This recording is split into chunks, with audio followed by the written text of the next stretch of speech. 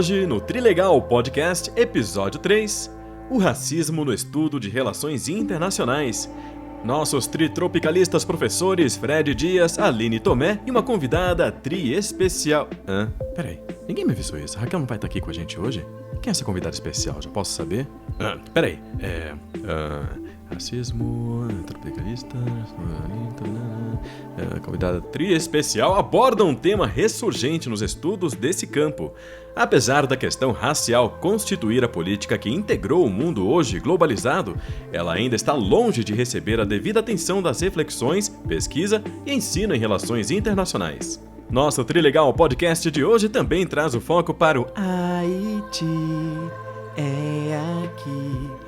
As perspectivas para a nação caribenha com uma das histórias mais destemidas e originais de luta pelo rompimento colonial.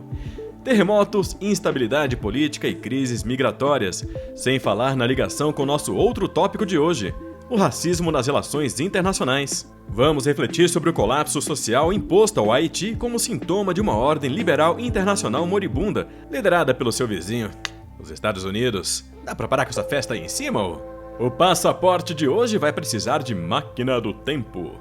Você já viu essa história, ela nem cabe mais no mundo de hoje. Esses premiados nem pra antiquários servem. Sai da minha grama! Na gastronomia internacional da semana, a deliciosa e aconchegante sopa de umu. Quê? Tá esperando piadinha? Trocadilho? Qual é, gente? Isso é sério, sopa de umu. Cadê a minha credibilidade conquistada ao longo de anos? O Trilegal Podcast já começou! Olá a todos, nós estamos aqui para o nosso episódio número 3 do Trilegal Podcast, né?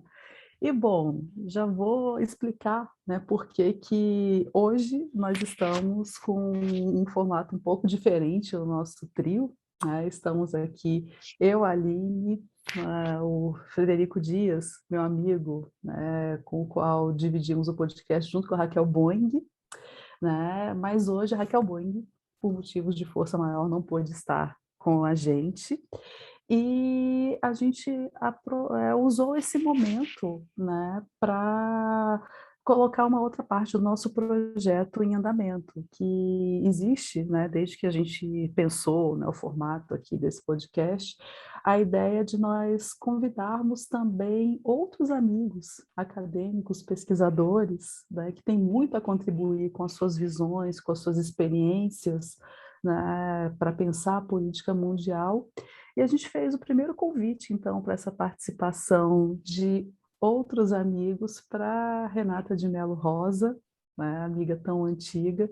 Pessoalmente, eu não vou nem entrar muito nos detalhes aqui de há quanto tempo, né, que nós nos conhecemos e o papel que a Renata tem, né, desde minha orientadora de graduação até toda a minha vida acadêmica, né, e desde então a vida pessoal também como amiga real, né? Os americanos têm um lance de mentor, né? Então acho meio estranho, mas levada ao pé da letra é mais ou menos isso que ela é, uma mentora de vida para mim, né? Então a gente convidou Renata de Mello Rosa para estar aqui com a gente hoje, fazer as suas contribuições. Então nosso trio está um pouco diferente, mas isso vai acontecer outras vezes também, né? A gente espera contar com a presença de amigos aqui para estar nas nossas reflexões. E, bom, os próprios temas, né, que nós escolhemos para hoje, eles estão um pouco relacionados com isso. Mas, enfim, deixa as pessoas falarem, né, e cumprimentarem também vocês. Fred, por favor. Então, boa noite, pessoal. Tudo explicado, então, pela nossa querida Aline sobre a não presença da Raquel hoje aqui conosco e da presença da igualmente querida professora Renata Mello Rosa, que nos honra muito aqui, sendo a nossa primeira convidada, né, Aline? Muito legal. Então, Renata, suas palavras de abertura aqui da nossa noite. Boa noite, né? Ou bom dia, boa tarde, na hora que cada um assistir isso, sintam-se cumprimentados e cumprimentadas. É uma alegria muito grande estar aqui com os amigos tão queridos, Fred, Aline. Olha, não estou substituindo a professora Raquel, ela é insubstituível. É verdade. É impossível fazer isso, é uma professora fantástica, uma amiga incrível, intelectual brilhante. Quem sou eu para substituir a professora Raquel? Estou apenas aqui, né, enfim, batendo papo com os amigos, é muito bom, né? É sempre muito bom rever pessoas tão queridas e quero parabenizar pelo programa, pela iniciativa. É trilegal mesmo. Já vi os 2 programas, é uma coisa muito legal, muito descontraída. Eu acho que transformar relações internacionais, que é um tema um pouco árido, né, num bate-papo aconchegante, é nossa missão, nosso dever, e quero parabenizar mesmo a vocês pela ideia e a todo mundo que está assistindo aqui. É uma ideia fantástica, brilhante, como tudo que vocês fazem. É isso. Obrigada, Renata. Então, apresentada aqui a nossa tão querida amiga e nossa convidada de honra da noite, então, né, ou do dia, da hora que vocês Depende. assistirem, né, esse podcast. Eu acho que todos os episódios eu conto essa mesma piada sem graça, mas enfim, eu nunca sei mesmo que horas que as pessoas vão assistir. Mas, enfim, é a nossa convidada de honra do episódio de hoje, né, deixando bem claro, sim, né, que a Raquel, tão querida, sempre que possível vai estar aqui e a gente vai, né, levando esse formato para tentar manter pelo menos um episódio por semana e vamos ver como que as coisas vão sendo. E Né? deixa eu enfatizar Muito... que não só essa nossa proposta é de trazer amigos queridos dessa carreira acadêmica, mas os maiores especialistas, que por acaso são nossos amigos também, né? É o caso justamente da Renata hoje. E os temas que a gente escolheu, né, Aline? Exatamente, exatamente. Eu estava tentando aqui elaborar como dizer isso, né? Mas eu já tinha chegado até a comentar isso com o Fred, né? Sinceramente, eu quero gastar aqui o privilégio que eu tenho de ter amigos que são especialistas em temas tão interessantes, né? De discussões de política internacional. Então, eu pretendo, né, mostrar eles aqui. E eu acho que vai ser muito interessante, porque a ideia é essa contribuição mesmo, vai fazer uma discussão bem fundamentada, mas descontraída, né? De temas que muitas vezes são áridos. Às vezes a gente aqui, quando está discutindo a pauta, a gente esbarra um pouco nisso, como fazer, porque a gente precisa tocar nessas questões. Hoje nós vamos tocar em questões bem áridas também, mas que precisam ser levadas, né, para as pessoas, né, com uma qualidade, e é o que a gente procura fazer aqui, mas também de uma maneira informal. E pegando, né, essa chave, então, dos temas que a gente vai debater hoje, então, como sempre, né, no nosso formato, a gente vai, na primeira parte, então, do episódio, falar a respeito de um tema menos tradicional nos estudos de relações internacionais, e esse tema hoje vai ser o debate sobre racismo e a política internacional e as relações internacionais, o campo das relações internacionais, como uma temática que por muito tempo foi mitigada, mas que tem emergido cada vez mais como um tema de discussão. E depois a gente faz, né, o nosso tradicional passaporte, e hoje a gente pediu para a nossa convidada fazer esse passaporte, então vamos ver o que ela vai trazer para a gente aqui, né? E em seguida a gente vai discutir o tema mais tradicional de relações internacionais. E nesse âmbito do tema mais tradicional, no episódio de hoje a gente vai falar sobre o Haiti e a política mundial, mais um tema de especialidade da professora Renata, então é realmente uma honra poder contar com a participação dela para falar um pouco aqui a respeito disso. E aí, discutido esse tema mais tradicional de relações internacionais, a gente vai para a nossa parte final, né, ali já pelas 11h30 da noite, do horário que a gente grava, para a nossa receita. Maldade. Né? Renata está sofrido aqui, esse negócio de receita no fim do episódio tá complicado, mas é o jeito que a gente tem também de trazer um pouco, né, do conhecimento a respeito dessa diversidade mesmo da culinária mundial. E, aliás, eu esqueci de, na abertura aqui, falar, né, que hoje é dia 13 de outubro de 2021, que a gente está gravando, né, o episódio, a previsão é que ele vá ao ar amanhã, dia 14 de outubro, mas a gente grava, em geral, no dia anterior, né, que é o espaço que a gente conseguiu para isso. Mas, enfim, já dando abertura, então, à discussão do primeiro tema de hoje, o que é menos tradicional, mas jamais menos importante no campo das relações internacionais, né, a gente tem, então, uma reflexão a respeito do racismo e relações internacionais. E, na verdade, né, como desde a minha primeira formação na graduação em Relações Internacionais, eu sempre tive um grande interesse pelas ciências sociais de maneira geral, a mim causava estranheza e muito incômodo que nas relações internacionais se discutisse tão pouco questões como o racismo. E por várias vezes a gente assumindo discursos muito tradicionalistas ou muito, eu diria até antiquados mesmo, de política internacional, a gente incorpora o racismo como algo corriqueiro, natural, enfim, e mal fala a respeito dele. Então, eu me lembro muito claramente de quando eu estava defendendo a minha dissertação de mestrado, a Renata estava na minha banca e ela foi uma pessoa que me chamou a atenção para isso, né?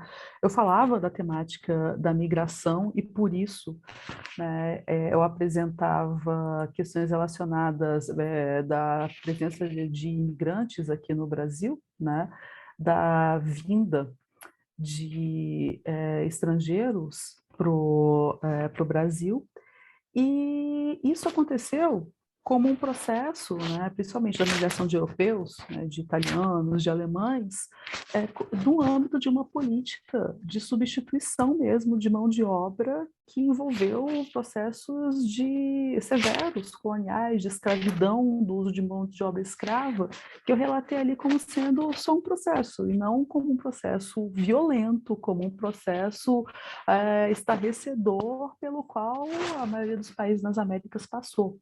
Então, isso, quando a Renata me chamou a atenção, foi quando eu passei a correlacionar esse tema, e me interessar um pouco mais pelas discussões da temática racial, e aí que me surpreendia mais ainda isso não ser discutido, ou ser tão pouco discutido no campo das relações internacionais. Então, o que a gente vê, e ainda bem que vê, nos últimos tempos, isso emergir como um tema que vai ganhando força nas discussões, até mesmo acadêmicas, teóricas e mais, vem ganhando força não só de maneira isolada, mas junto com outros debates, muitas vezes mitigados, mas tão importantes quanto. Então, a questão relacionada ao direito das mulheres, ao feminismo, questões relacionadas à pobreza, subdesenvolvimento. Então, todos eles vêm atrelados porque, na prática, essa é uma temática que ela é correlacionada com processos, do sistema internacional, como o colonialismo, que lançou mão desse uso de mão de obra escrava por muitos anos, assim como relacionado com o desenvolvimento do próprio sistema capitalista.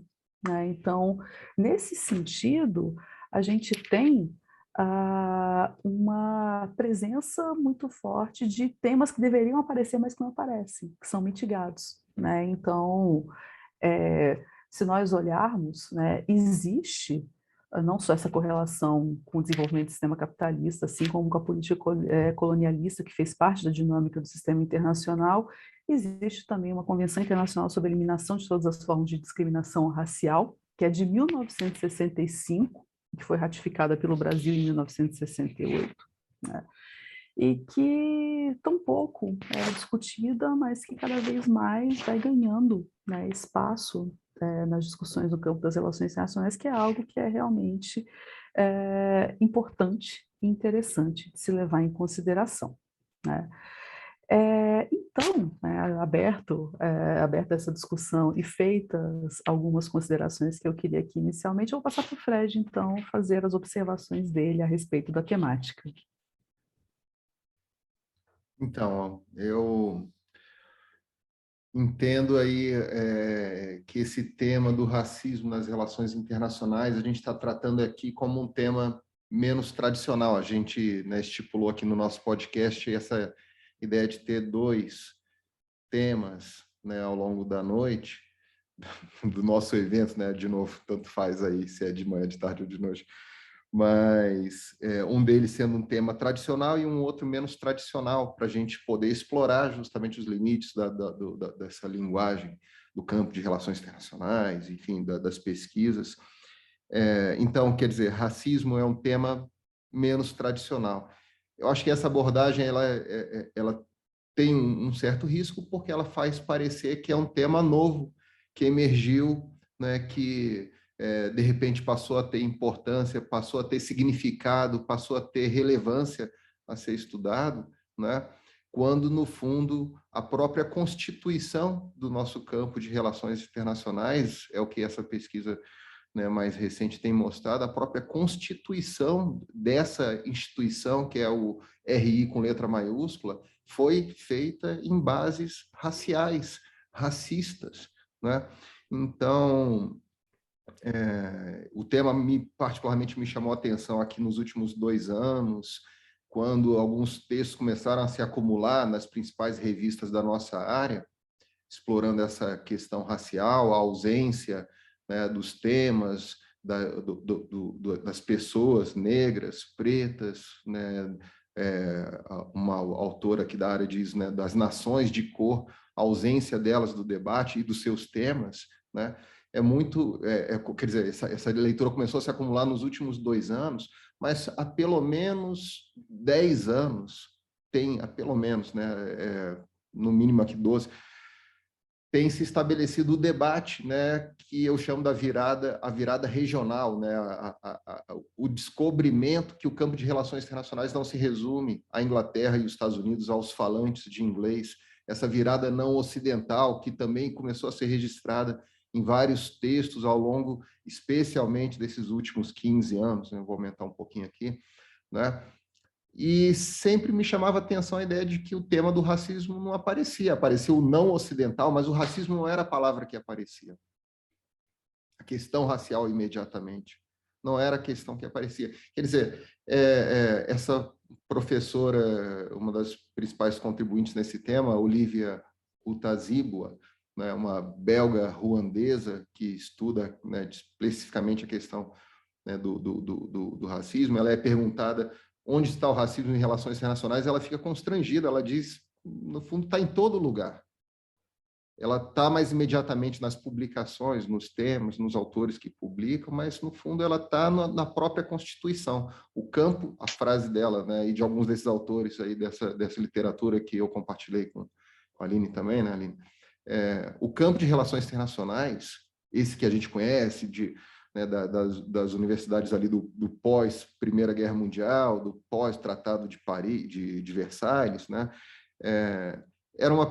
na verdade, um campo preocupado com a administração colonial, com a justificativa da supremacia racial, branca, e as técnicas, né, mais apropriadas para a administração colonial.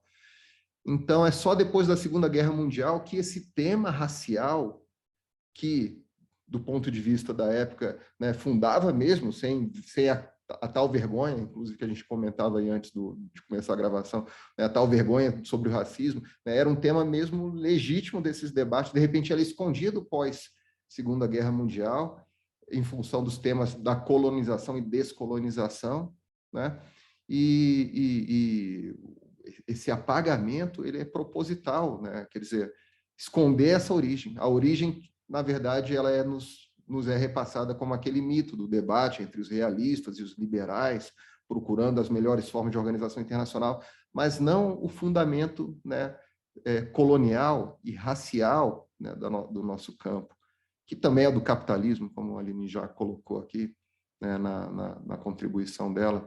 Quer dizer, essa professora, ela diz o seguinte: reconstruir o campo de relações internacionais não é simplesmente, né, sobre essa questão, a partir dessa questão, né, da crítica racial, do racismo, não significa simplesmente incluir mais pessoas, né, não brancas nas publicações, suas temáticas, as suas preocupações nas pesquisas de relações internacionais. Uma disciplina mais emancipatória nesse sentido, ela tem que mudar a sua pergunta constitutiva, né? E justamente identificar nos desejos de desenvolvimento, nos desejos das missões civilizatórias, né, que compõem aí, né, o mundo eurocêntrico e depois o americano e né, o destino manifesto dos americanos. Esse desejo civilizatório é em si o racismo nas relações internacionais e ele constitui o campo. Então, um campo que seja realmente anticolonial, antirracista, ele tem que realmente fazer essa questão muito explícita e se reorientar, né, no que significa desenvolvimento, civilização, né? Aquilo que a gente falou na última oportunidade também, Aline, eu acho que talvez não no podcast, mas na palestra que a gente fez, né? Esse desejo da missão civilizacional de salvar o outro da sua própria identidade, né? Salvar o outro daquilo que ele é, né? Então, esses autores, né, mais contemporâneos que têm feito essas pesquisas mostram, né, que, no fundo, mais do que eurocêntrico, é um condomínio anglo-saxão mesmo. Ideias civilizatórias que os anglo-saxões quiseram impor sobre os alemães, enfim, qualquer outra, né, europeia. Então, é bem anglo-saxão. Então, esse é o elefante da sala do nosso campo. Ele está lá, né, parece ser debatido. Eu tenho aqui agora, nesse semestre, uma aluna que vai fazer uma pesquisa, Renata, que, inclusive, eu ia mais cedo ou mais tarde entrar em contato contigo, porque no ponto que ela está da pesquisa dela, né, a Lara, ela está fazendo uma pesquisa sobre a presença, né, nesse aspecto mais superficial, não da questão constitutiva, mas da presença de negros e temas raciais no campo de relações internacionais brasileiras. Então, nas duas principais revistas da gente, né? E eu temo que ela encontre muito pouco ou quase nada, e é o que ela tem encontrado. Quer dizer, se esse tema tem alguma aparição aí recente ou temporária, né, eventual, assim, de 10 em 10 anos no campo de relações internacionais dos Estados Unidos, no nosso, eu temo realmente, né, por essa resposta dele, nem realmente aparecer. E ela está fazendo essa pesquisa muito importante, né? Então, eu penso justamente, para quem quiser um exemplo bem acessível, né? Nosso público que assiste e tem esse interesse, um exemplo bem acessível aí para os alunos de Relações Internacionais, né, Aline, que já leram na nossa disciplina de primeiro semestre o Angel. Se você volta para o Angel com essa preocupação, você vê claramente ele usando o termo raça como algo normalizado entre eles, né? A raça alemã, a raça inglesa, o termo era utilizado nesse sentido que hoje talvez se use nação, né? E ao mesmo tempo a preocupação do Angel em estabilizar as relações entre essas potências coloniais para poder explorar o mundo, né, colonizado de uma forma compartilhada, para que não houvesse, né, um enfrentamento final e uma ruptura desse sistema. Então, essa é a verdadeira preocupação do Angel, quer dizer, é isso que essas pesquisas estão mostrando agora. A origem do campo é uma origem profundamente marcada, né, pela colonização, né, pela racialização das relações internacionais. Mas, né, como nossa apresentadora do dia, Aline, já colocou, a nossa vontade mesmo é ouvir as palavras da nossa querida Renata. Bom, obrigada aí pelas gentis palavras. Eu quero dizer que eu não sou especialista em nada, imagina, longe disso, né? Eu aprendo a cada minuto, a cada dia, e percebo realmente que estou só no início de uma caminhada que a gente nunca sabe onde é que vai dar, né? Dessa aventura que se chama vida.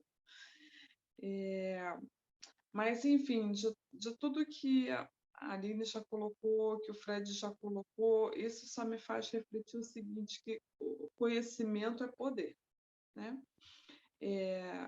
Construir conhecimento é também marcar um posicionamento de poder.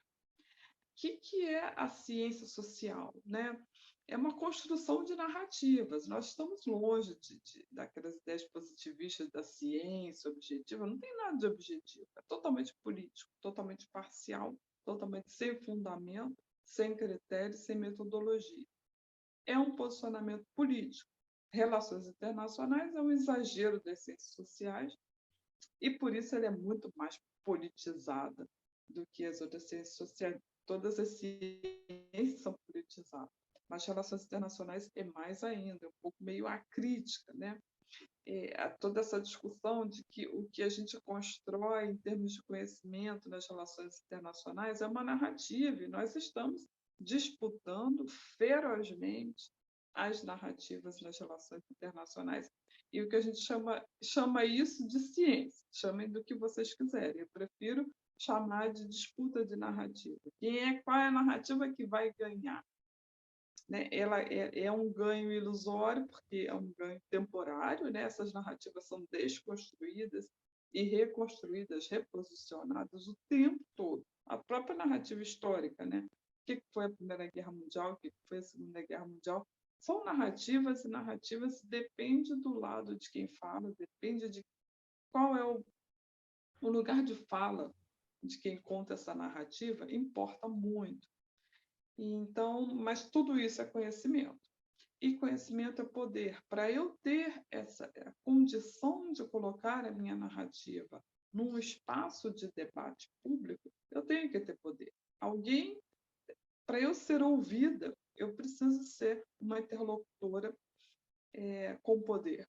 Porque, senão, as pessoas são invisibilizadas, massacradas, tratoradas, sem pena.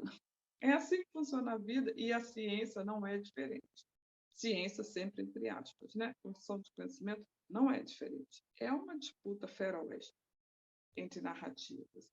E claro que quem tem mais poder, quem tem mais capital político, cultural, simbólico, melhor posicionamento no mundo, e vai ganhar, vai ter mais chance de ter uma narrativa, de que a sua narrativa perdure por mais tempo, que é o caso da Inglaterra, Estados Unidos, de todas as potências. Talvez seja por isso que dali, né, eles são os patrocinadores das relações internacionais. Então, eles construíram cátedras, construíram faculdades, universidades. Então, eles pagaram, eles investiram capital nas relações internacionais, né? Tanto a Inglaterra quanto os Estados Unidos, né?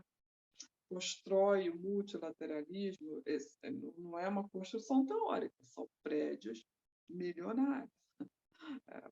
Né? Isso não é uma brincadeira. Né? Genebra não é uma brincadeira.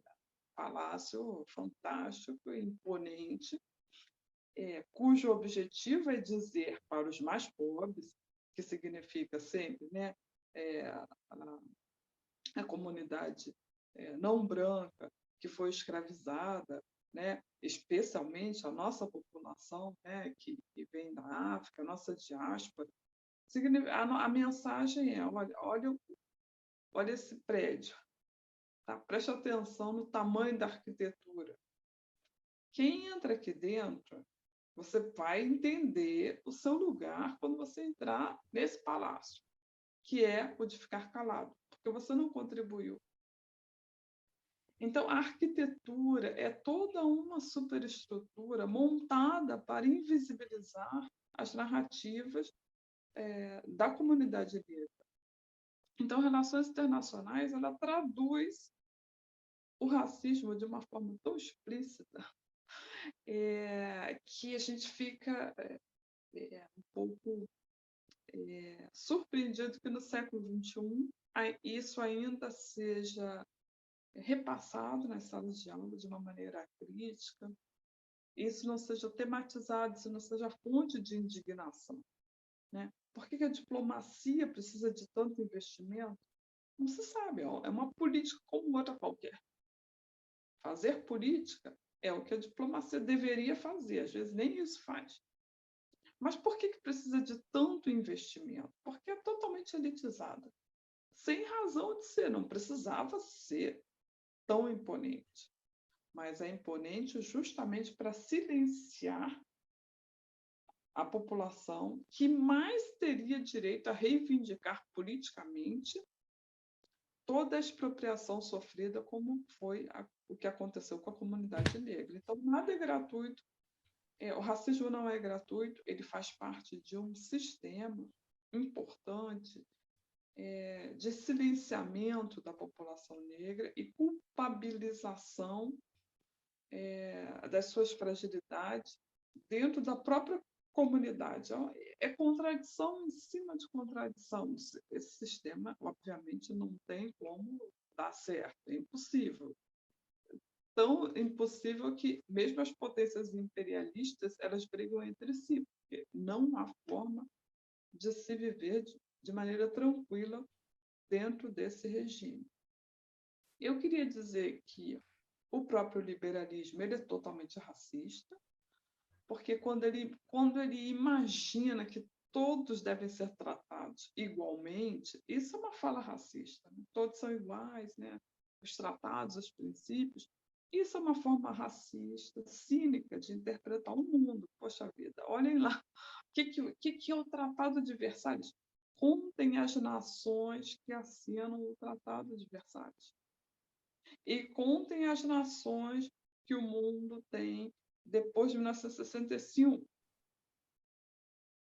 Então, todos são. Como assim que todos devem ser tratados igualmente? Mas isso nunca o liberalismo vai encarar o problema, o fato de que existem pessoas que passam fome, existem pessoas que não têm onde morar, existem pessoas que não têm acesso à educação, existem embaixadores, né? Existia pelo menos embaixadores em 1975 que só tinham a quarta série primária.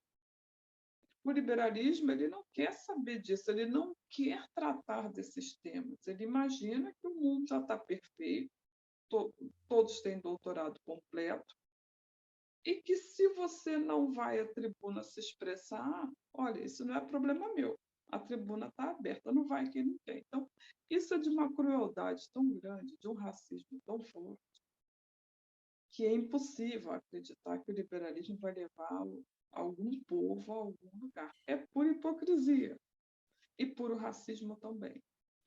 Então, isso tudo é para a gente entender um pouco o nosso campo, ele está calcado no racismo, e se ele discutir isso de forma muito profunda, ele vai colapsar. Por isso é que é importante não discutir. Como é que eu vou simplesmente jogar o liberalismo na lata do lixo? Não dá, né? E o investimento nos prédios, nos palácios, nas casas diplomáticas, nas super embaixadas, nas carreiras super glamurosas de embaixadores, diplomatas, não precisava de nada disso. Tem por quê? Para marcar um posicionamento, para silenciar os povos que, enfim, não tem condições de entrar nesse mundo. É um recado para os povos africanos e do Sudeste Asiático também, e da diáspora, para dizer, olha, nesse mundo você não entra. Você pode até ser tolerado, mas esse mundo aqui é um mundo que não pertence a vocês. Mas eles se esquecem que quem financiou esse mundo foi justamente a África, o Sudeste Asiático, o Caribe, as Américas. Então, é muita contradição. Então, eu só queria discutir um pouco com vocês que esse silenciamento tem uma razão de ser. Para justificar os princípios totalmente falsos do liberalismo, eles inventam uma série de coisas, né? Uma aberração foi o Tribunal Penal Internacional. Né? Eu sei que eventualmente a nossa assistência pode ser jovem, né? Não presenciou o que eu, pelo menos, presenciei indignada, que era na página da internet do Tribunal Penal Internacional, se expunha fotos de suspeitos, todos negros. Todos eles negros. Mas como é que você expõe um suspeito e coloca uma lista de supostos crimes internacionais que eles já fizeram, mas todo mundo deveria ter o direito à legítima defesa, a ter um advogado constituído, enfim, o uso da imagem é uma coisa muito delicada. Eram políticos eleitos, independentemente se eles cometeram crimes ou não, a comunidade internacional não tem o direito de expor o rosto das pessoas. E quando a União Africana começa a denunciar que o TPI é racista, em vez do Tribunal Penal Internacional discutir isso de forma muito séria, simplesmente retirou a foto das pessoas, todas. Bom, resolvi o problema. Se o problema era a foto, eu tirei. Ou seja, isso não resolve o problema. É o famoso desculpa quem se sentiu incomodado. Mas, afinal de contas, Omar al-Bashir é um genocida, né? Mas, afinal de contas, né, Charles Taylor também é um genocida. Mas o que a União Africana está querendo dizer que, claro que a gente sabe que Charles Taylor é um criminoso, Omar al-Bashir também, mas existem muitos presidentes do Ocidente e dos impérios que também são, e não têm seus rostos aí expostos. Né? Ou seja, a ideia de que, bom, eles são permanentes do Conselho de Segurança, eles têm prerrogativas, não dá mais para justificar desse jeito, né? Porque é muito ruim falar isso. Né? Sim, e depende de quem se considera como população. Essa é uma das questões do racismo, né? Trazer grupos de pessoas ao status de não população. E aí não dói quando crimes são cometidos contra essas populações em processos como os processos colonialistas, né? Ou em situações como em que aqueles que não são considerados como dignos de direitos têm os seus direitos violados. Então, se eles não são dignos de direito, está tudo bem, né? Está tudo certo e isso recai sobre populações negras ou não brancas em geral, né? Eu acho que essa... Não, só dizer que eu acho que essa é a questão também do nosso campo, porque esse debate mítico que se coloca, né, para esconder outros debates, né, entre o realismo e o liberalismo, ele, na verdade, esconde o fato... Primeiro, né, Aline, esse é o ponto, quer dizer, só é digno de estar na política quem é um Estado, para começar. Então, pré-65, enfim, né, pós-colonização da África e da Ásia, né, do imperialismo, né, a gente tem um número muito limitado, os países que assinam a Liga das Nações, enfim, né, que são dignos de ter algum respeito, né, de serem agentes políticos em seu nome. Então, quando o nosso campo de relações internacionais surge, inclusive, com esse nome, ele cumpre uma função que eu acho que eu vejo dessa forma, Renata. Eu penso que o realismo e o liberalismo, no fundo, eles são irmãos de sangue mesmo. Quer dizer, eles cumprem com uma função, né, de um alimentar o debate com o outro, porque se supõe que os estados são os atores principais ao longo da história, né, e que eles têm, né, de uma visão liberal, né, o mesmo patamar de voz, né, no meio internacional, a soberania. Quer dizer, no fundo, a gente não tem relações internacionais, o nosso fenômeno é o das relações interimperiais. Se a gente pega a história do pós-Westfália, 1648, que já é um momento colonial, até hoje, o único momento não imperial é o momento pós-77, independência de Angola. Quer dizer, o resto de todo esse período pós-Westfália é um período explicitamente imperial. Se o outro pós-colonial é imperial, não mais presencial, mas, quer dizer, o fenômeno mesmo que a gente deveria estar estudando e se esconde a partir dessa linguagem do realismo, do liberalismo, né, são relações imperiais, no melhor sentido do capitalismo financeiro espalhado pelo mundo, estabelecendo relações, né? É, Não, e com certeza. E eu acho que não discutir a racialização das relações de trabalho é quase que um crime, né, na construção do conhecimento, né? Por que as relações de trabalho foram racializadas? E isso é muito sério, né? E que eu acho que são temas em que, claro que as potências imperialistas não vão discutir isso, porque elas que construíram a racialização das relações de trabalho, né? Era se enriquecer a partir dessa racialização. Enfim, eu acho que quase que um desgosto, né? Pensar que relações internacionais poderia ser algo muito mais produtivo, mas fica presa nas briguinhas imperialistas que eles mesmos podem se resolver. Desculpa, Aline, acho que eu te cortei. Não, imagina. Eu só ia complementar, né, justamente dizendo que essa ausência que eu sentia quando estudava teorias de relações internacionais e o próprio campo em si, quando eu olhava para as outras ciências sociais, as questões raciais elas estavam sendo discutidas lá, bem ou mal, né, elas estavam mais avançadas, embora, claro que não de maneira satisfatória necessariamente. E eu sentia muito essa coisa mesmo da impossibilidade de voz. E eu ficava me questionando, gente, nós estamos estudando relações internacionais do Brasil, que não é um desses grandes impérios.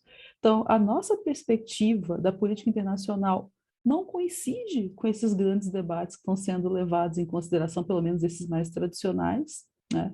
Então, isso é muito grave. Era uma ausência mesmo, né, que eu identificava depois, né, aí estabelecendo um diálogo com outros campos das ciências sociais foi possível, então, para fazer essa reflexão, até ver o empoderamento dos debates pós-positivistas mesmo, que ainda não são predominantes, não têm a visibilização satisfatória dentro do nosso campo, mas que existem e a gente precisa lutar para que eles sejam postos também como possibilidade de análise e aí para tentar amenizar mesmo essa disparidade. Como? Né, permitir que um campo ele dê vozes, né, de produção de conhecimento somente para alguns e os outros são invisibilizados, o porquê que isso acontece? É uma pergunta mínima que deve ser feita. E aí, me lembrou também um pouco dessa biografia, né, que produz então essa nova perspectiva, né, do demonstrar relações internacionais como um campo que é racista, né, e também corroborando com algumas reflexões sobre a história do Brasil, né, como ela é narrada, dessas narrativas construídas, o que a gente vê, né, é que, na verdade, não, quando se fala tanto da questão racial, a gente não está falando só de uma questão que é étnica e cultural, que já é muita coisa. A gente está falando da construção de narrativas que elas não são verdadeiras, né? Elas não incluem a participação de povos, de nações, de centros de embate por poder no sistema internacional que eles são protagonísticos também, alvo de disputa. A África, as Américas, né? Não é só a visão dos impérios a respeito disso que precisa ser trazida, e sim todas as outras. Né? Existem narrativas, como a Renata colocou aqui, né, que são de outros que estão sendo invisibilizados, mas elas existem. Né? Na história do Brasil, grande parte daquilo que foi trazido pelo povo negro, pelo povo preto, não é trazido para a narrativa aqui. Houve uma história completamente deturpada, né? Assim como na política internacional tem essa invisibilização. Então, isso é hora, né, de se rever isso, entendo eu. Né? Bom, eu acho que a gente tem muitas coisas ainda para falar a respeito disso, mas vamos dar seguimento, né? E a gente podia então pensar no nosso tradicional prêmio, né, do episódio de hoje. E aí nós trouxemos a nossa convidada, né, e pedimos que ela, né, Renata, então falasse para a gente um pouco desse prêmio. Renata, que prêmio você quer dar e para quem você quer dar esse prêmio do episódio de hoje? Ai, meu Deus. É, é um passaporte, né? Deixa eu ver se eu... Isso, um Passaporte. passaporte. Passaporte para. Bom, eu acho que, aproveitando toda essa discussão, né, eu acho que quem ainda não conseguiu olhar o mundo perceber que a raça joga um papel central na construção dos estados, não conseguiu entender a racialização das relações de trabalho e como que as relações internacionais propositalmente não enxergam o racismo como algo constitutivo de seu campo, né? Eu daria uma passagem, não sei, para o passado, né? Não para um local específico, mas para uma mentalidade, né, que está realmente fora do século XX, deveria pelo menos estar fora do século XXI. Então, é um viajante do tempo, desatualizado, não consegue enxergar que a guinada que o mundo já está dando, ela não dialoga em nada com a reprodução de práticas racistas, né? Então, imagina, quem ainda deliberadamente diz sou racista, sou capitalista, acho que está muito fora, está muito desconectado de tudo, de todas as possibilidades que o mundo já com certeza vai nos oferecer. Acho muito interessante, Renata, porque essa literatura que eu estava me referindo que tem aparecido, né, nessa nova onda de trazer de novo, mais uma vez, para eventualmente, né, inclusive ser apagado de novo, mas trazer esse tema do racismo, colocam que a gente deveria ter a coragem de substituir muitas vezes conceitos que a gente usa meio que para esconder esse debate, como eurocentrismo, né, como ocidentalismo, ou qualquer dos temas que escondam que a verdadeira questão é da racialização das relações de poder, das relações de trabalho, das relações econômicas, né? Então, quando a gente fala da ordem, isso que você acabou de dizer, né? Olha que interessante.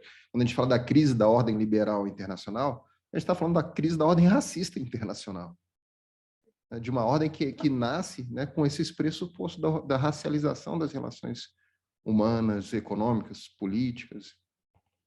Ela que está em crise, na verdade. Não dá mais para imaginar que missão de paz vai ser só em pé negro. Olha, pelo amor de Deus. É de brincadeira, né? Vai continuar com tropas na África, no Haiti. Isso é algo tão desqualificado do ponto de vista da política. Aprovar uma missão de paz para o Mali, aprovar uma missão de paz só com franceses, aprovar uma missão da União Explícito, Europeia, né? Quer dizer, as novas fronteiras do imperialismo hoje se chamam organismos internacionais. Então, não tem como desbaratar o imperialismo. Ele se entrou nos organismos internacionais de uma forma muito descarada. Então, você tem aqui o Mali, uma intervenção no Mali, só com a legião estrangeira francesa, uma intervenção da União Europeia na República Centro-Africana. Isso é absurdo, a União Europeia ter uma missão de paz na República Centro-Africana? Acredite, é verdade. Uma missão de paz para o Sudão do Sul, mas que não resolve nada, só piora o problema.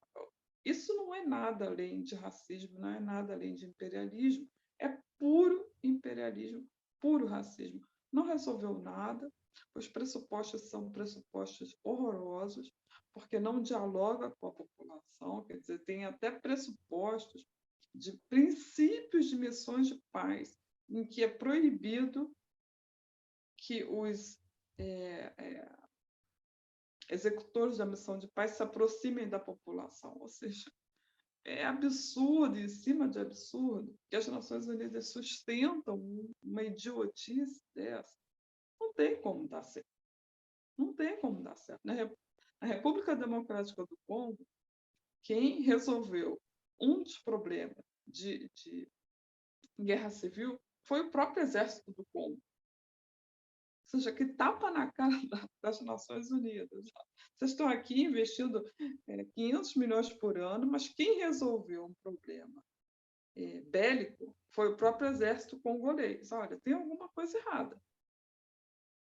É que é o mínimo esperado, né? Se a gente racionalizar missão de paz, agora até o termo, né? Se a gente olhar com essa conotação, ele é um termo racista. Eu vou levar a paz, eu vou estabelecer a paz, Quem né? são Missão. vocês para levar paz a alguém? É, Vocês semearam o ódio, É uma cruzada. genocídio. é, é uma missão Semearam divina, o né? ódio, Ou genocídio. de onde que ela surge, né? Para Holanda. levar, então, O esse que é a modelo. Holanda?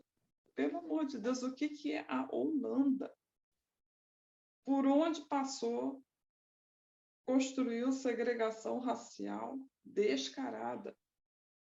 Na África do Sul, no Suriname, na Indonésia, na própria Holanda. E hoje, assim, todo mundo faz cara de paisagem. Olha, não tem nada a ver com o meu passado, não tem nada a ver com esses países.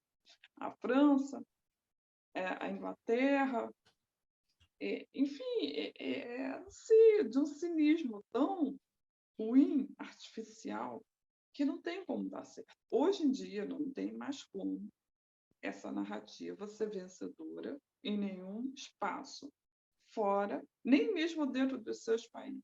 Não tem mais como. Eu acho Então, que esse. ou você revê tudo, ou você entrega os pontos, deixa essa droga de multilateralismo para lá, essa ideia de liberalismo já foi longe demais, gente. Agora chega. Não é possível. Isso é alguma outra. Eu acho que o nosso próximo tema traz muito diálogo, né, com essa reflexão. Acho que quase que uma ligação natural. Aliás, a gente foi muito feliz em ter trazido, acho que nos últimos encontros, inclusive, né, Aline, a gente tem trazido temas que dialogam muito, né, esse tema mais tradicional e esse tema menos, né, aparentemente tradicional para reflexão.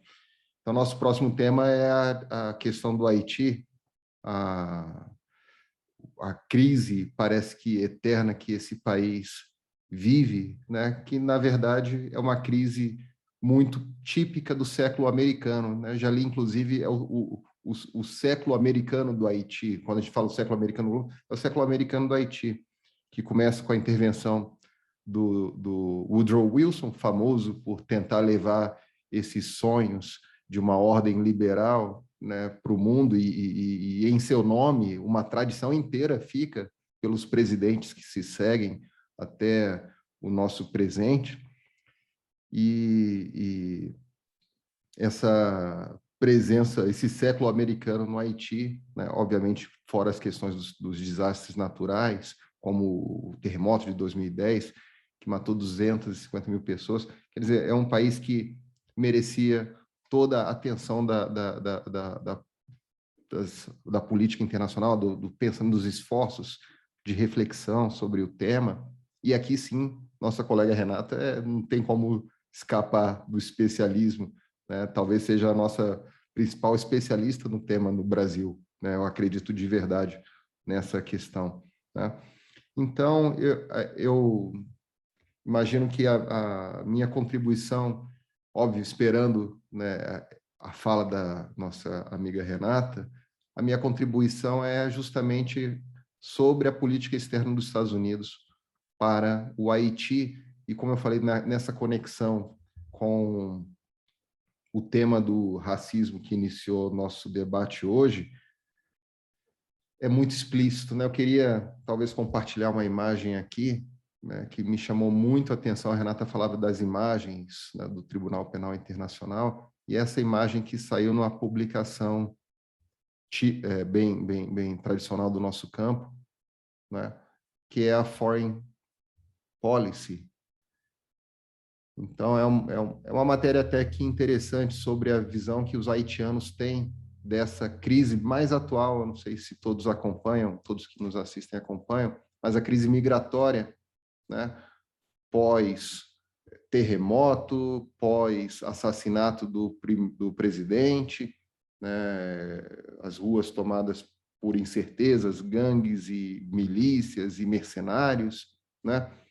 Então, uma massa de 20 mil haitianos e outras, sobretudo haitianos, mas também outras nacionalidades latino-americanas, estacionaram, né? Fizeram um acampamento embaixo de uma ponte que liga essas duas cidades, né, de Acunha, no México, e Del Rio, no Texas, nos Estados Unidos, né, esperando, então, para receber atendimento, né, de processos de refúgio, de asilo.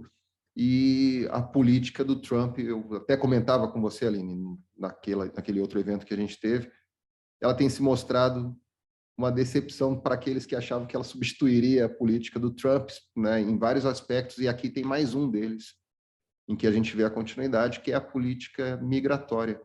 Então, a imagem é muito forte, né? Eu queria compartilhar com vocês a imagem, naquele sentido do que se percebe, né, do Haiti na política internacional. Quer dizer, é uma questão, eu queria ligar justamente com a questão do racismo, porque o tratamento que foi dado, né, pelo governo Biden a essa crise específica que se fez, que se montou, e parece que tem um grupo muito grande já instalado na Colômbia, de haitianos, que planejam, né, seu deslocamento rumo aos Estados Unidos. Inclusive, a gente falava justamente nesse evento ali, da necessidade dos Estados Unidos ter uma política de refúgio mais apropriada, e é disso que a gente continua falando, mas o racismo entra forte aqui porque, em relação aos haitianos especificamente, a reação do governo Biden foi muito violenta.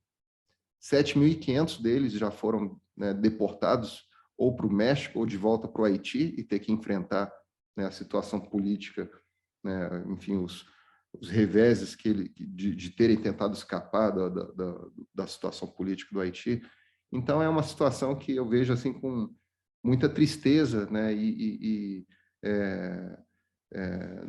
não sei como essa preocupação que a gente estava falando agora sobre pós-colonialismo, né, uma ciência, uma prática de relações internacionais menos racista, mais emancipatória, diz respeito a pensar como, né, de dentro para fora do Haiti, sociedade civil se organiza para superar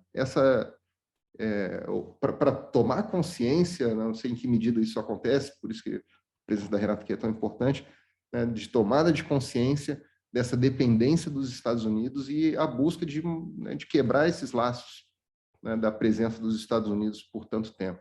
Existe um momento da política externa americana, né, como eu tenho, né, refletido aí nas últimas oportunidades, de isolacionismo na aparência, mas na prática, uma seleção das áreas em que é mais importante ter sua presença direta ou indireta, né? Diz respeito à competição que eles percebem está acontecendo com a China no momento, né? Então, a tendência, né, dos Estados Unidos é, de alguma forma, ser menos intervencionista na nossa própria região. Quer dizer, eu acho que existe aqui um momento, né, para essa sociedade civil, né, se preocupar e se organizar, porque a política externa dos Estados Unidos tende mesmo a ser menos, intervencionista, menos wilsoniana, né, como eu tenho falado aí nas últimas oportunidades, como eu disse. Bom, então acho que essa é a minha contribuição. Queria ouvir nossa amiga Aline nesse mesmo tema. Pois é. Então, a minha contribuição, né, para a reflexão sobre essa questão do Haiti e da política internacional, ela está bem correlacionada com isso que o Fred colocou aqui, né? A pergunta que sempre despertou, na verdade, inicialmente despertou a minha curiosidade a respeito do Haiti enquanto país, ela diz respeito ao processo de independência, né, do Haiti. E a pergunta era como que uma das primeiras nações a se tornar independentes nas Américas, né, porque existia, né, da forma como era ensinado para a gente no ensino médio, né, sobre colonização, né, essa forma totalmente antiquada, bem que, como diz a Renata, né, merecia um passaporte para o passado, porque isso não cabe mais contemporaneamente, era essa ideia de que a declaração de independência de um país ela estaria atrelada ao seu desenvolvimento, pensando no caso dos Estados Unidos, que depois se tornou uma grande potência, e como é que uma outra nação que se torna muito cedo independente aqui nas Américas, que é o Haiti, ela se torna um dos países mais precários do mundo, economicamente, politicamente, né? Como é que isso acontece? E a partir dessa pergunta, acho que as respostas elas são muito mais atreladas à política internacional do que a qualquer outra coisa. São essas intervenções, essas presenças, essas constantes violências externas que o país sofreu que fez com que essas instabilidades políticas e econômicas elas fizessem parte, infelizmente, da história do Haiti de uma população totalmente massacrada. Então, a chave para tentar entender um pouco disso, eu acho, está correlacionada com a política internacional o tempo todo.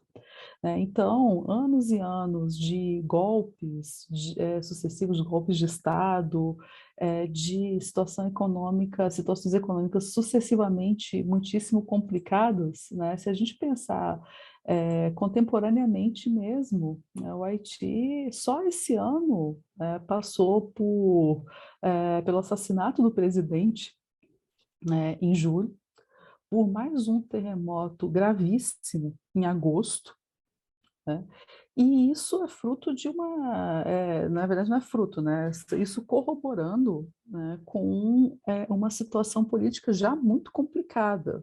Era um presidente que tinha, né, uma série de questões ali, era um empresário, enfim, que não era visto, na situação política mesmo, das formas mais legítimas, a ideia de tantas crises que existiram durante esse governo, né, desde 2016, levaram à delimitação de que em fevereiro, né, ele deveria entregar o cargo, que não aconteceu, acabou, provavelmente influenciou muito nesse assassinato, né, em julho, então pior ainda mais a situação, e tudo esbarra, e fora as catástrofes naturais, né, terremotos, enfim, que massacram ainda mais essa população desse país.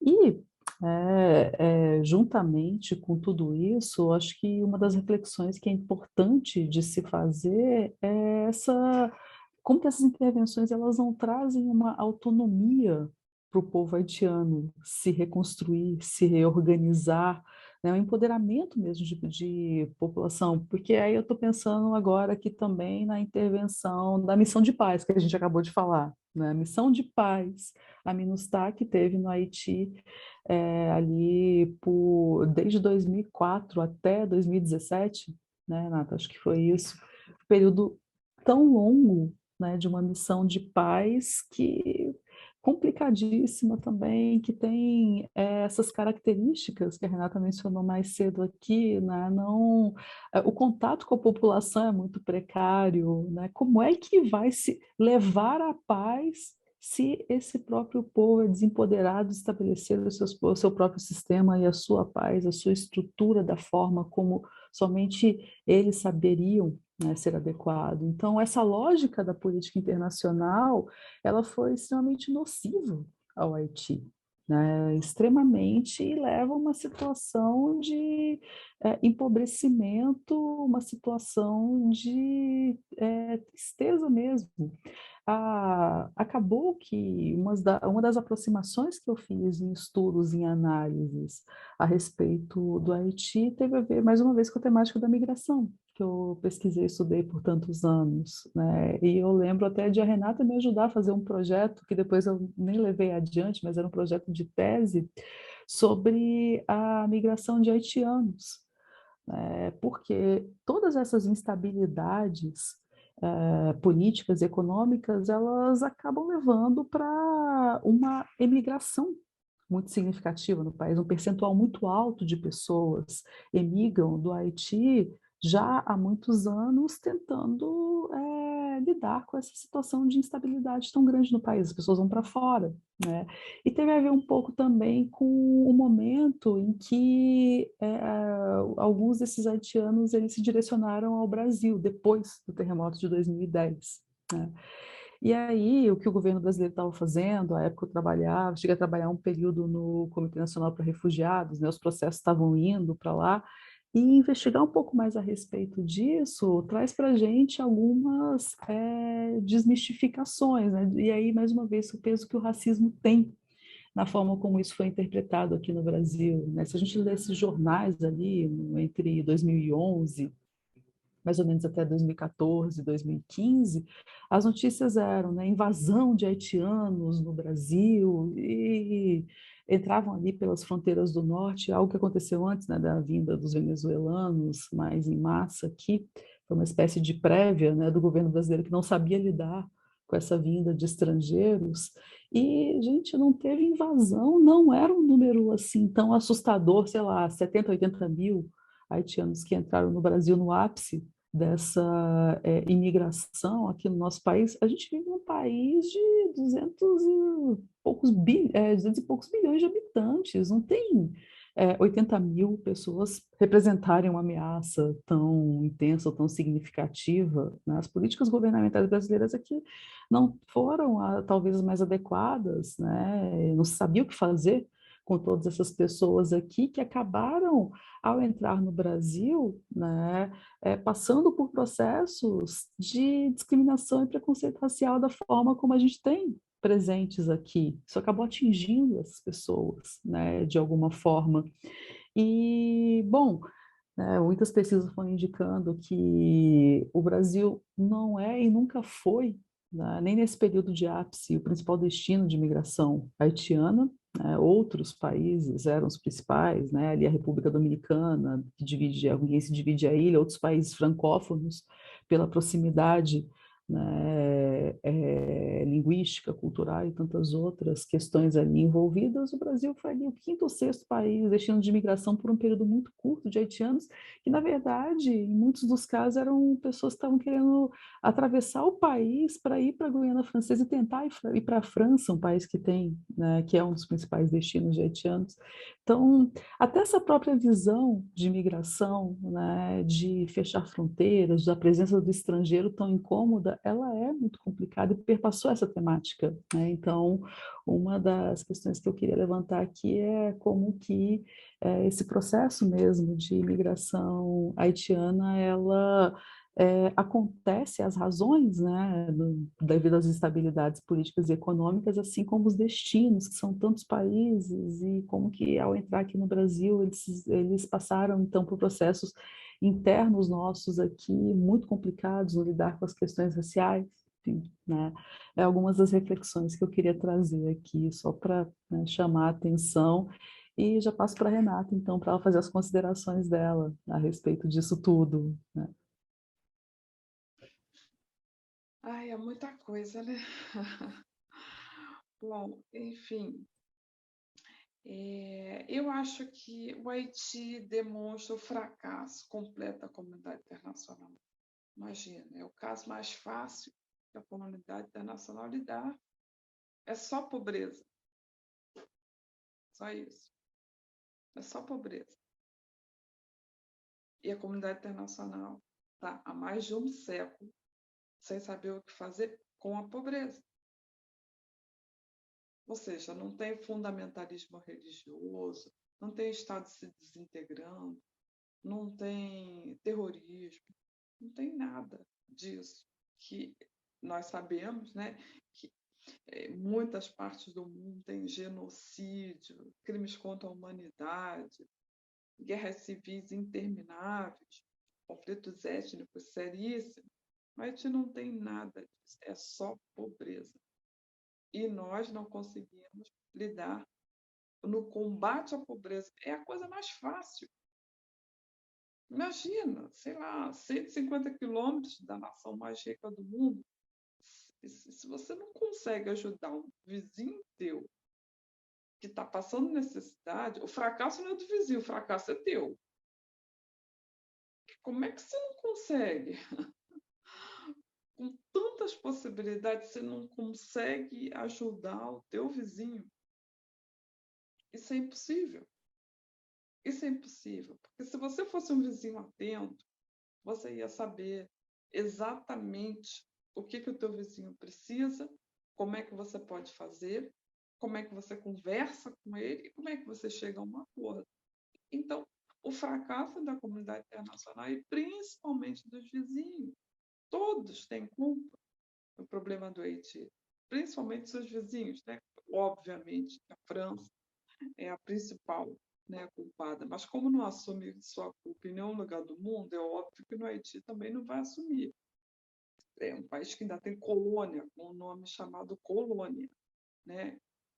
Martinica, Guadalupe, Guiana Francesa, são colônias francesas do departamento ultramarino da França. Ou seja, a Inglaterra também tem, mas a Inglaterra é mais polida, né? A rainha da Inglaterra é chefe de 15 estados, incluindo a Jamaica, Canadá, Austrália, Nova Zelândia e por aí vai. Uma pessoa só é chefe de estado de 15 países supostamente diferentes, incluindo Escócia, Irlanda do Norte, etc. Então, são colonialismos descarados mesmo, né? Então, não podemos esperar muita coisa desses países, notadamente colonialistas, imperialistas no século XXI. Mas dos vizinhos, né, é algo meio absurdo, né? Como é que a gente não consegue lidar com a pobreza? O Brasil, quando foi ao Haiti, se assustou, ele não sabia nada sobre o Haiti, nada. Não sabia que tinha um país tão pobre, não sabia que tinha um país tão negro, não sabia nada. Nada versus nada. Como é que isso é possível? Você nunca olhou para a cara do seu vizinho. O problema não está no seu vizinho, o problema está em você. E tudo isso, por que não olha? Porque, poxa, não é para olhar para o país de negros que se rebelaram. Enfim, eles que se danem para lá. Eles não quiseram, eles que se danem. Por que eles não foram uma Martinica da vida, uma Guadalupe da vida, uma Guiana Francesa da vida? Tá ruim? Tá. Mas não está tão ruim. Então é melhor ficar com esse aqui, essa colônia da França, e manter qualquer coisa aí. Então, eu acho que as intervenções, né, as missões de paz, na verdade, você está rasgando a própria Carta das Nações Unidas, que, enfim, já não vale muita coisa, né, mas rasgar assim descaradamente, você está dizendo que a tua soberania não vale nada. Nada. Na hora que o Conselho de Segurança já está rachado. Ou seja, na verdade, a disputa ali é entre Estados Unidos e Rússia. Então, dentro do Conselho de Segurança, ainda tem os mais poderosos do que os poderosos. Mas quando ele autoriza uma intervenção, ele está dizendo a tua soberania não vale nada, a qualquer hora a gente rasga. E vai ficar por isso mesmo. Vai ficar por isso mesmo. E a gente vai ficar o tempo que a gente quiser. Sem ter que dar explicação para nada nem para ninguém. É isso mesmo. É um modelo de poder que, enfim, não tem lugar no século XXI, mas estão forçando a barra. Estão forçando a barra. Quem estica muito a corda sabe que ela pode arrebentar. Então, É o caso interessante. do Haiti... Não, desculpa, Renata. Não, tudo bem. O caso do Haiti é um caso de Estado vitrine ao contrário, né? Então, todos nós sabemos que os Estados Unidos têm uma política de construir estados vitrine em várias partes do mundo. Nas Américas é a Colômbia, no Oriente Médio é Israel, no Extremo Oriente é a Coreia do Sul e o Japão, para mostrar, né? Olha aqui, e na África é Ruanda. Então, com esses estados vitrine, o que os Estados Unidos querem mostrar? Que a política norte-americana quer dizer? Olha a incompetência de vocês, né? Colômbia deu tudo errado, né? Enfim, esticar a corda e a Colômbia colapsou. Mas Ruanda, por exemplo, né? É todo um projeto arquitetado para dizer para os seus vizinhos, Burundi, República Centro-Africana, Sudão, olha aqui como é que Ruanda está bem. Você não está bem porque você não quer, né? Mas ninguém diz que 40% do orçamento de Ruanda vem dos Estados Unidos. Se esse apoio sai, Ruanda colapsa. E a mesma coisa com fazer o Estado vitrine Israel como Estado vitrine, Israel, Coreia do Sul como Estado vitrine, Japão como Estado vitrine. Isso tudo é política, é jogo, é brincadeira. Né? Como a gente diz na gíria, é zoação com a cara dos outros, mas é uma zoação, cara. Mas isso são as relações internacionais. Brincar com a cara dos outros, provocar os países, né? Provocar Cuba, né? Porto Rico é para provocar Cuba. Nada mais, só cumpre essa função. E conecta com a questão da migração. Né? Na medida em que os Estados Unidos têm uma política seletiva para os seus grupos de imigrantes, também é uma provocação. É aquela zoação sem fim. Então, se a Rússia não gosta dos chechenos, pois agora eu vou trazer os chechenos para cá. Porque eu quero brincar, eu quero jogar, eu quero testar até onde que vai a minha brincadeira. Só que você está brincando com vidas, né? Com vida das pessoas. E a crise haitiana estoura nos Estados Unidos por incompetência dos países latino-americanos. Os haitianos passaram por aqui, pelo Brasil, passaram pelo Chile, passaram pelo Equador, passaram pela Colômbia, passaram pelo Panamá, passaram pelo México. E da República Dominicana nem se fala. E o que nós fizemos com os haitianos? Olha, tudo bem, a construção civil no Brasil está aquecida, uma mão de obra barata e negra, até que cai bem. Mas quando a crise veio, olha, vocês têm que ir embora. Foi assim no Chile também. Foi assim no Chile também, ou seja, a nossa sociedade não conseguiram abrir nenhuma brecha para a permanência dos haitianos, de poucos milhares de haitianos. Olha, se você não vê nenhuma brecha no sistema, automaticamente você vai ficar contra ele, não tem jeito. E a nossa incapacidade total de absorver e integrar de verdade os haitianos. Isso é um absurdo total. Mas, por outro lado, se nós não integramos nem a comunidade negra, nós vamos integrar imigrantes negros a mais. Agora, se fosse um grupo, né, de jovens americanos, né, brancos, né, porque o Brasil tem todo um histórico de rejeitar publicamente imigração negra americana, né? Rejeitou afro-americanos de forma pública. Mas se fosse um grupo de imigrantes brancos, eu gostaria de ver qual seria a reação do Estado brasileiro, né? Se grupos de alemães, austríacos estivessem passando necessidade por algum motivo e escolhessem o Brasil, será que essa seria a mesma reação? Então, é lógico que o racismo entra, né? De uma maneira muito séria, muito severa, e que conecta com a racialização das relações de trabalho. Enquanto eu te colocar numa posição em que você vai fazer trabalho de negro, trabalho de haitiano, como se diz na República Dominicana, isso aqui é trabalho de haitiano, quer dizer, isso aqui é trabalho de negro. Enquanto você cumpre esse papel, que é uma peça fundamental do capitalismo, está tudo bem. Quando você quer sair disso, a sociedade não vai, a política não abre espaço para você ser nada além do que uma peça dentro da racialização das relações de trabalho. Então, foi incompetência não. Foi decisão política do Brasil não abrir espaço para os haitianos, do Chile, do Equador, da Colômbia, do Panamá e do México.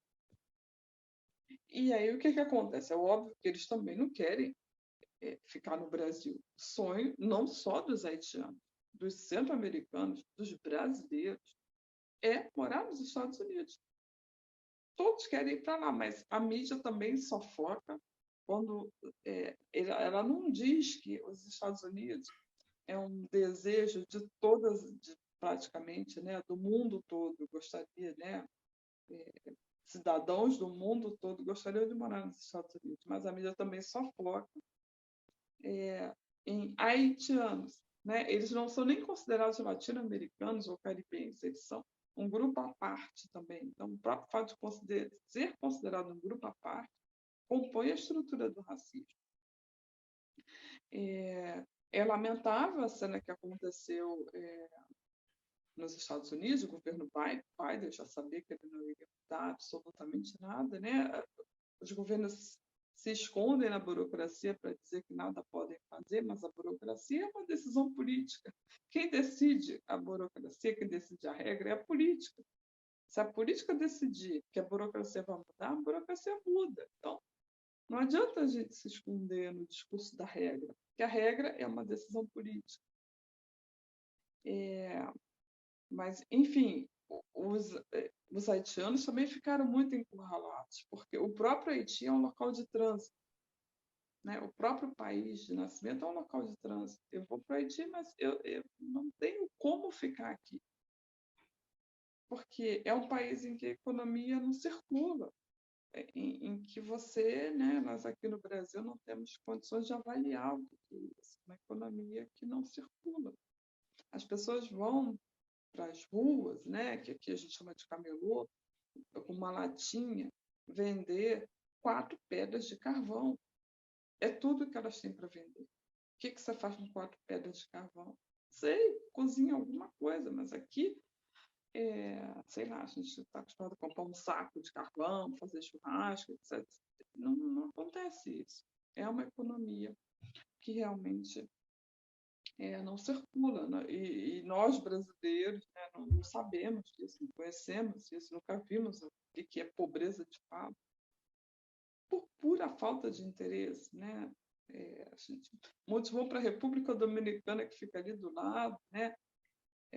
Curtir um turismo totalmente alienado, sem sentido, dentro de um resort, que é a coisa mais sem graça do mundo, e não pensa em ir do lado, né? Em ir ao país ao lado. Isso é puro racismo, né? Construir a ideia de que no Haiti está tudo terrível, tem gangues, mas isso não é nada perto do que as comunidades, as favelas do Rio de Janeiro passam. Porque acho que você não frequenta a favela, né? Porque se você frequentasse a favela, você não ia pintar o Haiti de uma forma tão terrível, né? Ou seja, são brasileiros que não conhecem a sua própria realidade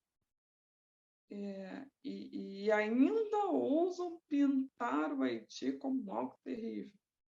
Então, é muita coisa que a gente tem que começar a pensar, começar a pontuar onde é que estão as nossas responsabilidades teóricas, de construção de narrativa, de construção de conhecimento, de tirar um tempo para entender um problema simples das relações internacionais. É muito mais simples do que Cuba, né? Cuba tem um peso ideológico, uma oposição política muito séria, teve crise dos mísseis, se nuclearizou e série de questões sensíveis, né? Mas o Haiti não tem nada disso. Eu termino a minha fala aqui, é só pobreza. E se a gente não consegue lidar com pobreza, a gente quer lidar com questões maiores, olha, vamos fazer o nosso dever de casa primeiro, mostrar para o mundo que a gente, né, entra para a fase adulta, olha para a pobreza, entende e cria mecanismos para ajudar um vizinho. Ou então, enfim, o mundo tem questões muito mais sérias do que isso.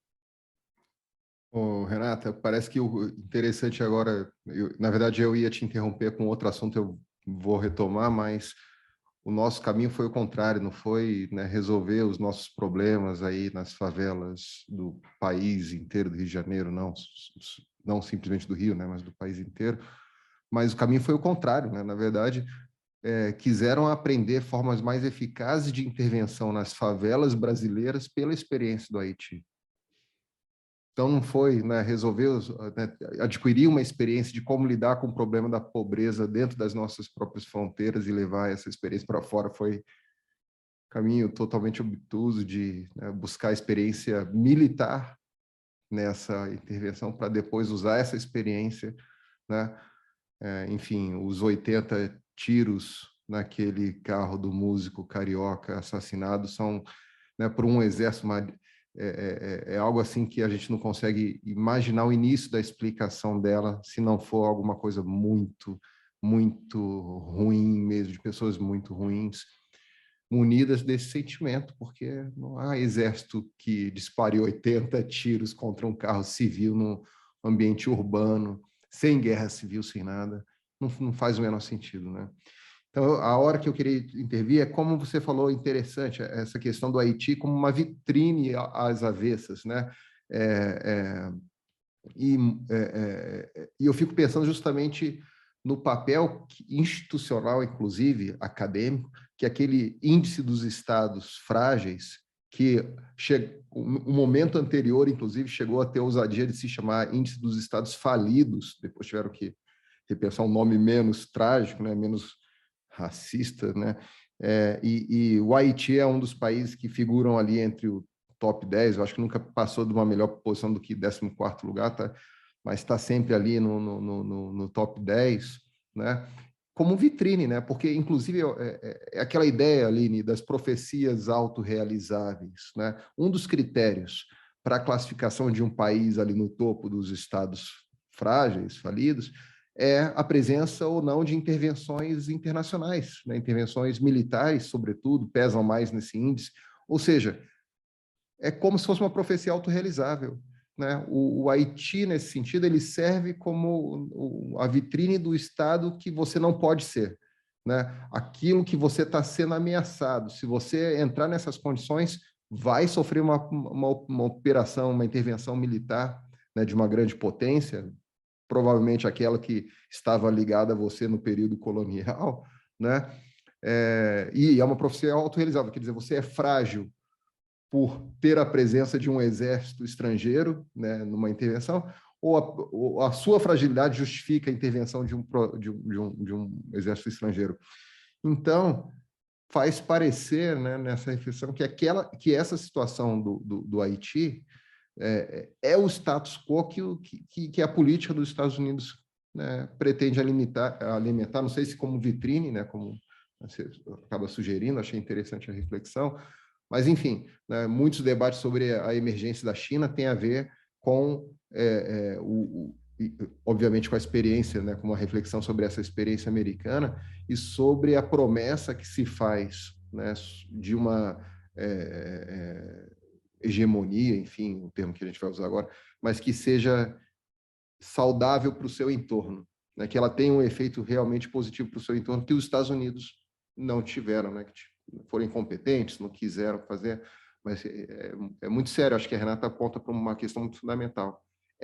Quer dizer, só a pobreza parece que é diminuir a importância da questão, mas o fato é que outros lugares têm problemas muito piores, né, nesse caldeirão a serem resolvidos, e o Haiti, de fato, questão fundamental, né, que nem para ela se arruma uma solução. Então, imagina uma solução para conflitos étnicos, né, Aline?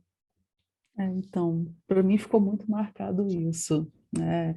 Primeiro, foi bom você ter retomado essa questão dos estados frágeis ou dos estados falidos. Gente, desde a primeira vez que eu me deparei com esse conceito, estados falidos, gente, isso estados que nunca existiram e que nunca vão seguir o modelo Salvador, ocidental, eurocêntrico, sei lá, eles não podem falir porque eles nunca vão existir. Isso não vai funcionar. Se esse modelo for levado para lá, não. Agora, se fizer esse processo, que é a segunda coisa que chamou muito a minha atenção aqui na fala da Renata, é isso. Você não consegue olhar para o seu vizinho. Gente, olhar para os outros é ouvir os outros, para ver quais são as demandas dessas pessoas, o que faz sentido para eles ali, daquela cultura, daquele povo, para que se possa saber o que fazer. Não é nem o que fazer, é como auxiliar para que se faça, para que eles mesmos façam, né? Então, é triste a gente pensar que é muito, muito isso que a Renata falou. O Brasil não teria a capacidade de olhar para o seu vizinho. Gente, a gente teve uma missão de paz que ficou ali de 2004 a 2017. Estando 15 ali, milhões de dólares por ano. não Quanto? olhou. 15 não, 500. Desculpa, 500 milhões de dólares por ano. Olha isso. E ter a capacidade de não olhar para quem estava lá. Gente, até quando? Né? Até quando isso vai ser considerado como uma política e que se pergunta por que não deu certo? Né? Olhar para o outro faz parte, né? É o mínimo que se espera. Né? Mas é isso. Aline, acho que é a hora da comidinha, né? Oi. Eu sei que eu estou atrapalhando aqui, mas tem toda uma coisa cultural, né? Quer dizer, não olhar para o outro é uma resposta cultural também. Isso diz mais sobre o Brasil e suas elites do que sobre os haitianos. As elites não olham para os outros. Mantêm seus vidros fechados. Nem se importa se tem gente dormindo na rua ou não, se tem gente morando em situações de extrema violência policial, de extremo desrespeito. A resposta cultural do Brasil é a mesma resposta que ele dá para o que ele considera suas alteridades internas.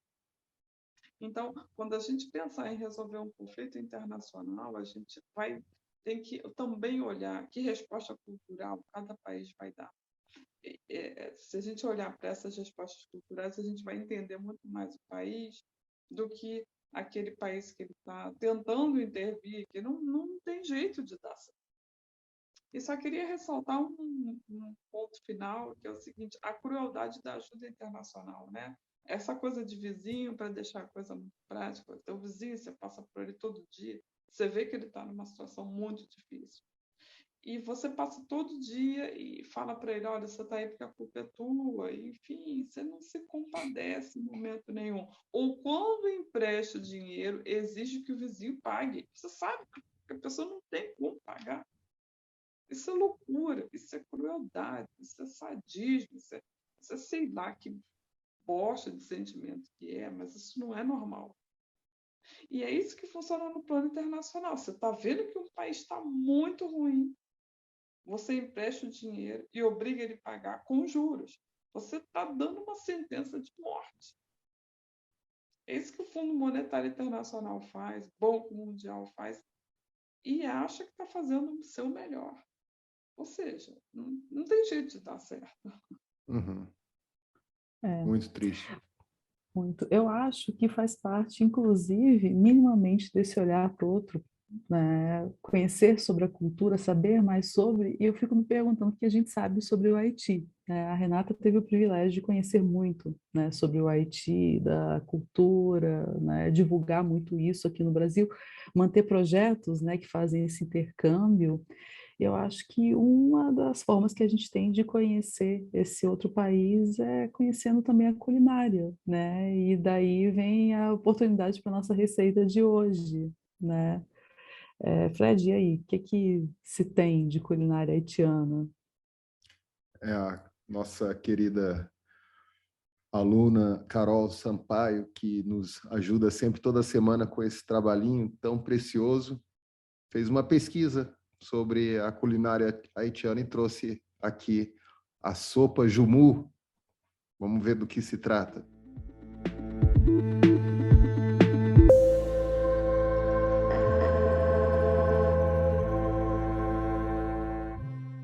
A sopa jumu faz parte do patrimônio cultural haitiano e possui um grande valor simbólico para o país, também sendo conhecida como sopa da independência. Sua origem remonta à época em que o Haiti era uma colônia francesa e os escravizados, além de trabalharem nas plantações, também eram responsáveis pelo preparo das refeições, e era comum um preparo de uma sopa de abóbora. Mas apesar de serem aqueles que cozinhavam, eles eram proibidos de comer o que serviam aos seus senhores. Com a Revolução Haitiana e sua declaração de independência em 1º de janeiro de 1804, o consumo da sopa foi liberado para todos. Desde então, tornou-se uma tradição o preparo da sopa no dia da independência do Haiti, tanto no país quanto por aqueles que emigraram, e o prato transformou-se em um símbolo da liberdade e da esperança. Os seus principais ingredientes são a abóbora, algum tipo de carne e o tempero haitiano chamado de épis, podendo também ser acrescentado verduras, macarrão ou as sobras da ceia de Natal ou de Ano Novo.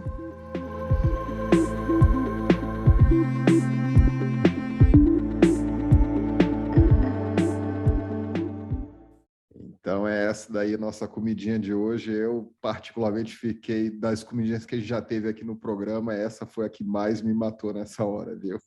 Quentinha desse jeito. Renata, conhece? Sim, conheço, é muito gostoso, né? Eu amo sopa também, né? Uma das minhas comidas preferidas, e eu acho que não tem nada melhor do que a gente compartilhar do que uma sopa, né? É uma panela única, né? Eu acho que simboliza muito a união. A bandeira do Haiti diz: a união faz a força, né? Então, são todos os ingredientes misturados, que cozinham bem, e todo mundo tem que ir lá na panela tirar a mesma panela. Então, é muito simbólico, né? A gente está tudo ali misturado. O compartilhamento é o símbolo do compartilhamento. Eu acho que todas as sopas significam isso, com certeza. Uma excelente escolha. Eu também amo sopa.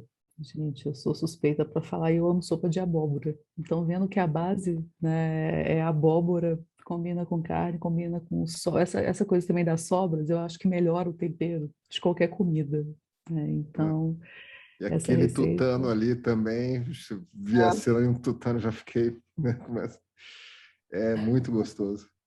E eu acho que é isso, né? A gente trouxe, eu acho que foi muito legal, a gente já está aqui no terceiro episódio, essa parte da culinária é muito legal, é sempre uma culinária do dia, né?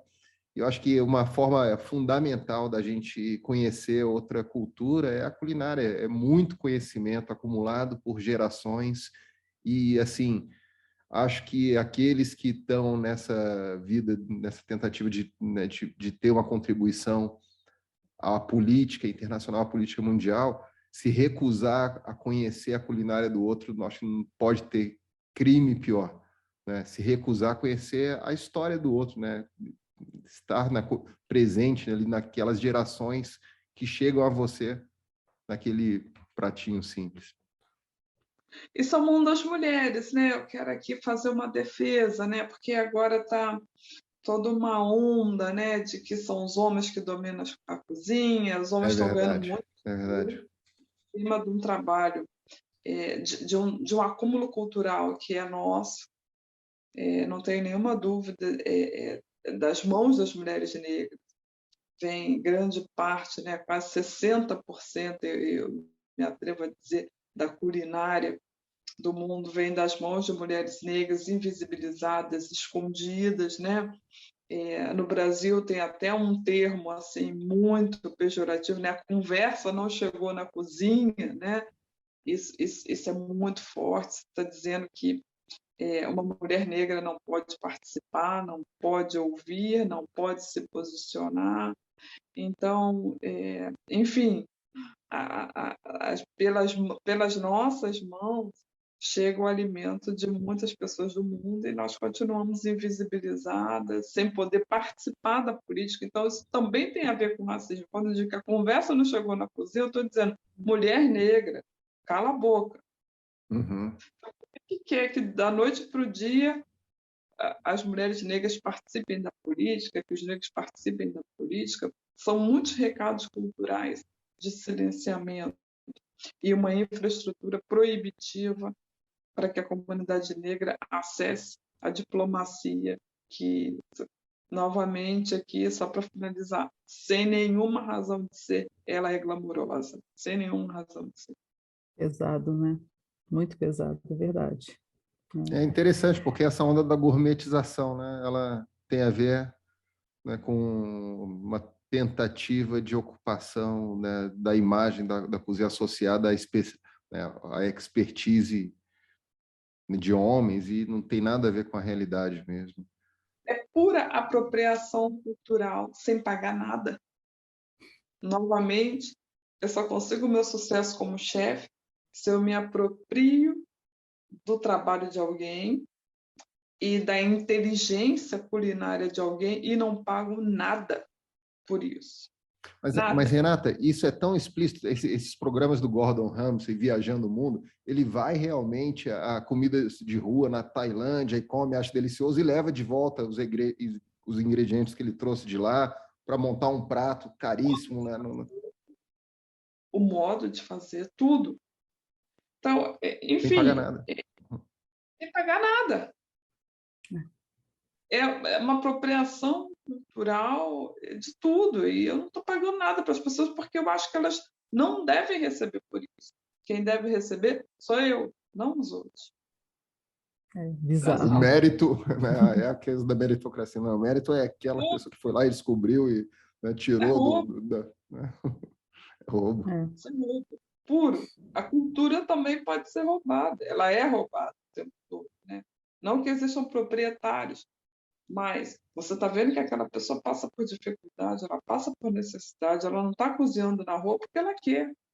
Ela queria ter uma cozinha adequada, ela queria ter uma cozinha de chefe, mas ela não tem porque ela não pode ter.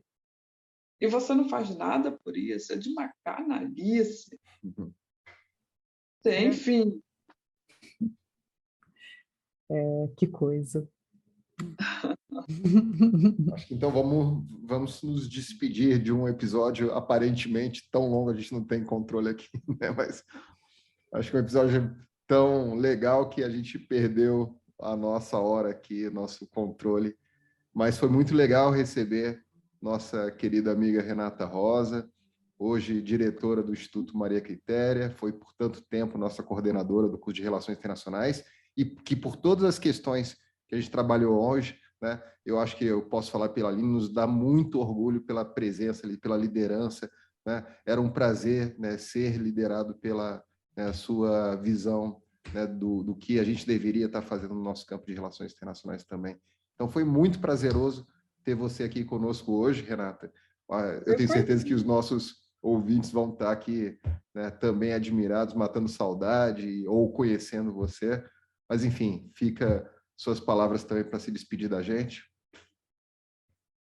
não, imagina, o prazer foi meu, foi uma alegria imensa, né? Rever vocês, enfim, saudade do tempo que a gente se encontrava, conversava, brincava, né?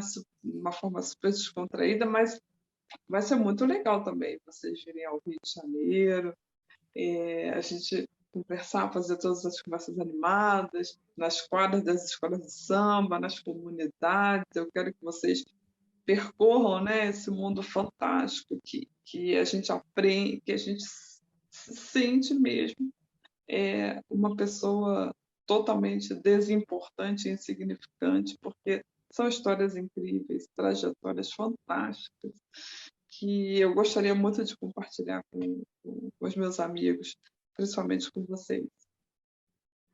Muito obrigada, Renata. Eu acho que é uma oportunidade não só de te ouvir falar aqui, mas de conhecer também. Aí eu convido, né, quem está assistindo, ouvindo a gente aqui a conhecer esse seu novo projeto, o Instituto Maria Quitéria, e outros projetos relacionados. A gente tem muita coisa incrível. Esses projetos relacionados com as comunidades, projetos relacionados com o Haiti, projetos relacionados com a República Dominicana, com comércio internacional, comércio exterior, totalmente diferente da visão tradicional. A gente tem muita coisa interessante. Tá? Então, busquem o Instituto Maria Quitéria e vejam quantos projetos já estão sendo desenvolvidos e tantos outros que vão ser encaminhados. Né? Para mim, é uma alegria, né, poder participar disso também, por enquanto ainda de longe, mas quero muito também conhecer esse mundo internamente, né? Das comunidades, das escolas de samba, com certeza vai fazer parte. A Naval está chegando, eu vou cobrar. Vai sim, pode cobrar. Muito Logo, empreendedorismo tá social, né, certo. Aline? Muito empreendedorismo Sim. social, que é o conceito que você está trabalhando tanto aí nas suas disciplinas de sociedade civil também, né? Perfeito, exatamente. Eu acho que é uma ideia sensacional e que dá uma amplitude mesmo de repensar a ideia de empreendedorismo, né? De rever, e eu acho que isso traz realmente muitas oportunidades e tem muita coisa para se fazer aí, e com certeza a gente ainda vai ter oportunidade de ver muito do que está sendo produzido, né? Pelo Instituto, pelos projetos e tudo mais, viu? Muito obrigada, viu, Renato, pela presença e pela colaboração. Então, Aline, Beijo Renato, Beijo para quem eu vou assistiu. fazer o encerramento formal aqui da gente, que é aquele: inscrevam-se no canal, comentem, ativem o sininho de notificações, deem like, e a gente volta semana que vem. Obrigado, gente. Tchau, Obrigada, beijo. tchau. Obrigada.